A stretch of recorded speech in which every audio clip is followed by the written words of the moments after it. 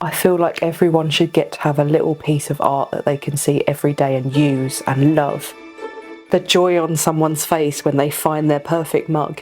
It's something so small, but you use it every day, and having the right size and something that makes you happy, it's lovely. When people are in markets and go, "Oh, I love your things," it makes me really happy.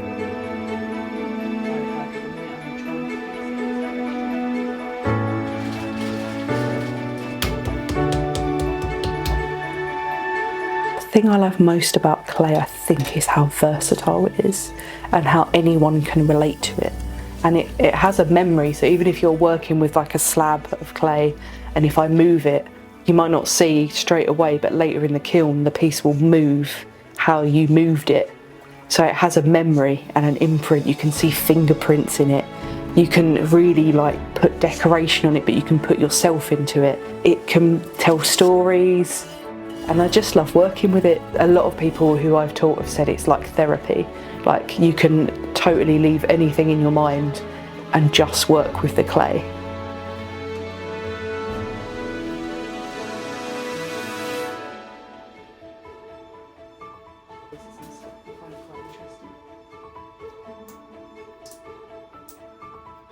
I often have to say I'm a potter rather than just a ceramicist, because not everyone knows what that is. Pottery is more of like a craft term, which I love. I love being associated with craft because I feel like that's a skilled thing as well as the functionality of a piece. A ceramicist could be more of an artist who works in clay. So I feel like I'd love to say I straddle that line. So I think even from when I was really little, I'd always say I was quite a crafty, arty, creative child. I used to want to be an illustrator, an archaeologist. I went through lots of different loves when I was a child, but they've always sort of stemmed back to a playful, creative sort of practice. Having a career was a big step into it. I chose unis based on where did a good course for me, and then I ultimately chose Brighton.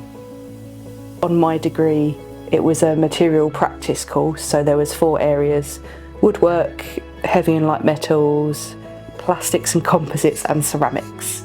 So I got to try out all the areas, which is why I picked that course, and then specialised in my 3rd and 4th years in just ceramics. After uni, obviously because I have an arts degree, I worked in hospitality alongside, so I've always worked in specialist coffee for like the last 5-6 years. Alongside having a studio. So I managed to get my own studio space in Brighton. I then moved to London where I had my own space in a big artist complex. And then we finally moved to Folkestone where I've built my own studio in our house, which was sort of the dream for a long time. Since uni, it's always sort of been what I've been aiming for, is having a home studio.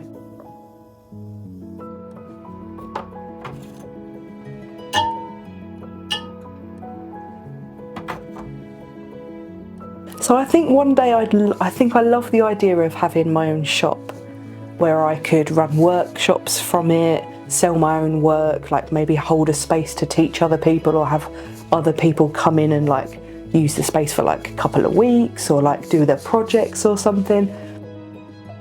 We moved to Folkestone because I missed the sea, so we looked at a few seaside towns, looked at Ramsgate and around Folkestone and a few places, and I just fell in love with it.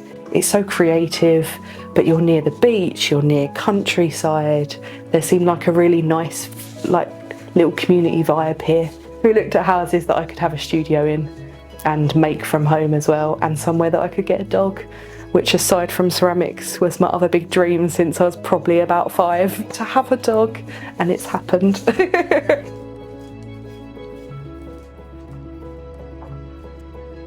think the older you get, the harder it is to make good friends in an area, but I feel like there'll always be some people there for you, and like Sandgate where I am more based, there's definitely a little like hub of creative people, or just people who love being by the sea or have dogs or want to hang out a little bit. If you're looking for them, you'll find each other.